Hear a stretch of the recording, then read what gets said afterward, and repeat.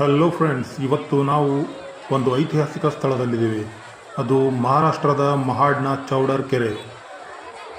ಹೆಚ್ಚಿನ ಜನರಿಗೆ ಇದರ ಬಗ್ಗೆ ಗೊತ್ತಿಲ್ಲ.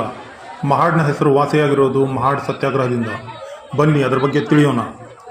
1927ರ ಮುಂಚೆ ಮೂಲ ನಿವಾಸಿಗಳು ಸಾರ್ವಜನಿಕ ಕೆರೆಗಳಲ್ಲಿ, ಕೆರೆ ನದಿ ಬಾವಿಗಳಲ್ಲಿ ನೀರು ಕುಡಿಯೋದಲ್ಲ, ಮುಟ್ಟುವಾಗುತ್ತಿರಲಿಲ್ಲ. ಆ ಕೆರೆಯಲ್ಲಿ ನಾಯಿ, ದನ, ಇನ್ನಿತರ ಪ್ರಾಣಿಗಳು ನೀರು ಕುಡಿಬಹುದಾಗಿತ್ತು. ಆದರೆ ಬುಡಕಟ್ಟು ಜನ, ಮೂಲ ನಿವಾಸಿಗಳಿಗೆ ಅನುಮತಿ ಇರಲಿಲ್ಲ. ಇದಕ್ಕೆ ಕಾರಣ ಬ್ರಿಟಿಷರಲ್ಲ, ಬೇರೆ ದೇಶದವರಲ್ಲ, ನಮ್ಮ ದೇಶದ ಮೇಲ್ಜಾತಿಯ ಸವರ್ಣೀಯರು. ಕಾರಣ ಜಾತಿ ಎಂಬ ಮೌಢ್ಯ ಅನಿಷ್ಟ ಪದ್ಧತಿ.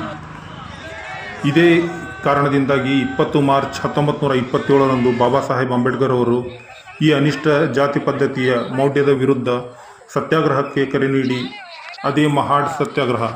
ಅದರಲ್ಲಿ 5,000 ಮಹಿಳೆಯರು, ಪುರುಷರು ಪಾಲ್ಗೊಂಡಿದ್ದರು. ಆ ಸತ್ಯಾಗ್ರಹ ಯಶಸ್ವಿಯಾದ ಕಾರಣ ನಾವೆಲ್ಲ ಇವತ್ತು ನೀರು ಕುಡಿಯುತ್ತಿರುವುದು.